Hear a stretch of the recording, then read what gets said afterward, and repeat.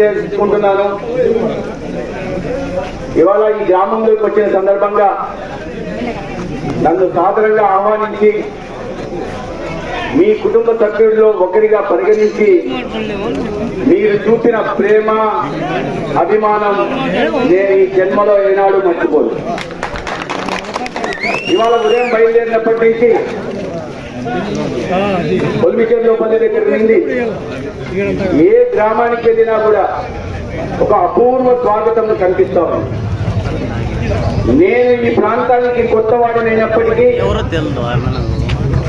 నియోజకవర్గంలో మీ అందరికీ గతంలో తెలియనప్పటికీ ఇంతటి అపూర్వ స్వాగతం పలకడానికి ప్రధాన కారణం ఈ రాష్ట్రంలో ఒక రాక్షస పాలనని అంతమొందించి ఒక రామరాజ్య స్థాపన చేయాలి, కేంద్రంలో మోడీ గారిని, రాష్ట్రంలో చంద్రబాబు నాయుడు గారిని ముఖ్యమంత్రి చేయాలి, కేంద్రంలో మోడీ గారిని ప్రధానమంత్రి చేయాలి, మన ప్రాంతాన్ని అభివృద్ధి చేసుకోవాలి, మన పిల్లలకు ఉజ్వల భవిష్యత్తునివ్వాలి, రైతన్న పొలాలకు సాగునీరు ఇవ్వాలి, ప్రతి అక్క చెల్లి ఇంటికి కుళాయి ద్వారా నీరు ఇవ్వాలి. ఇవన్నీ రావాలంటే ఇక్కడ ఈ ప్రభుత్వం మారాలి అని మీరందరూ నమ్మారు కాబట్టి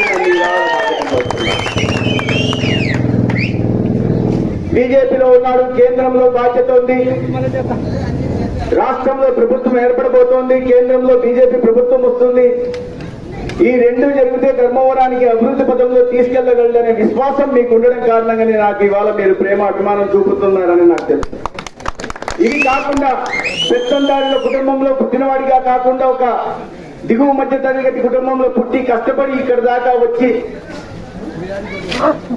కష్టం విలువ తెలిసిన వ్యక్తిగా ఉన్న నన్ను మీరందరూ మీలో ఒకరిగా భావించడానికి కారణం కూడా నా నేపథ్యం, నా కుటుంబ నేపథ్యం, నేను గతంలో అనుభవించిన జీవితం అని నేను అనుకుంటున్నాను.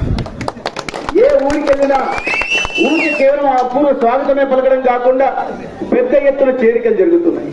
ఇప్పుడు సంకేపల్లి ఎస్టీ కాలనీకి వెళ్తే అక్కడ చేరికలు 25 కుటుంబాలు చేరికలు. ఏ గ్రామానికి వెళ్ళినా పెద్ద ఎత్తున భారతీయ జనతా పార్టీలోకి, తెలుగుదేశం పార్టీలోకి చేరికలు జరుగుతున్నాయి. ఇవన్నీ కూడా ఈ అధికార పార్టీ ఉంటున్న వైఎస్ఆర్సీపీ పార్టీ నుంచే ఈ పార్టీలోకి చేరికలు జరుగుతున్నాయంటే ఆ పార్టీ మీద ప్రజలకు భ్రమ ఎంతగా తొలగిపోయాయో, ఆ పార్టీని, ఆ పార్టీ నాయకుని, ఆ పార్టీకి ఇక్కడ ప్రజాప్రతినిధిగా ఉంటున్న వ్యక్తి పట్ల ఎంతటి వ్యతిరేకతను ప్రజలు పెంచుకున్నారో మనం అర్థం చేసుకోవాల్సింది. వ్యతిరేకత పెంచుకున్నారు. ఎందుకంటే 5 సంవత్సరాల క్రితం మనకు అనేక రకాలైన హామీలు ఇచ్చారు.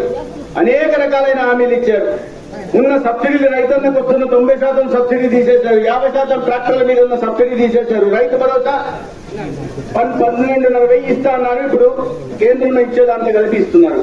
రాబోయే రోజుల్లో ఈ ప్రభుత్వం మారుతూనే ప్రతి రైతు కుటుంబానికి 20,000 రూపాయలు రైతు భరోసా కింద వస్తుంది. ఇక్కడ అక్కచెల్లెలు ఉన్నారు, 45 దాటిన సంవత్సరం దాటిన ప్రతి ఒక్కరికి పెన్షన్ ఇస్తా అని ఆనాడు జగన్మోహన్ రెడ్డి మనందరి మధ్యకు వచ్చి చెప్పాడు. 5 సంవత్సరాలైంది, ఒక్కరికి కూడా ₹1 పెన్షన్ రాలా. ఈ ప్రభుత్వం మాత్రమే చంద్రబాబు నాయుడు గారు ముఖ్యమంత్రి అవుతూనే ప్రతి ఒక్కరికి నెలకు 1,500 చొప్పున 18 సంవత్సరాలు దాటిన ప్రతి మైనస్ అకౌంట్లకి నెలకు 1,500 చొప్పున సంవత్సరానికి 18,000 రూపాయలు వస్తాయి. చిన్నపిల్లలకు నేను చదువు చెప్పించే బాధ్యత నాది. నేను మేనమామని, ఆ మామని, ఈ మామని, అసలైన కంసుమామ బయటకు వచ్చి ఆ మేనల్లని కూడా ఇవాళ వాళ్ళ భవిష్యత్తుని సిద్ధం చేస్తున్న జగన్మోహన్ రెడ్డి ఇవాళ అమ్మఒడి 2 ఎంతమంది పిల్లలు ఉంటే అంతమంది పిల్లలకి ఇస్తానని ముఖ్యమంత్రి అయిన తర్వాత ఆ చిన్న పిల్లల భవిష్యత్తును నాశనం చేస్తూ ఒక్క ఇంటికే పరిమితం చేస్తూ దాంట్లో కూడా అనేక రకాలైన ఆంక్షలు విధిస్తూ, షరతులు విధిస్తూ అందకుండా చేస్తున్నారు.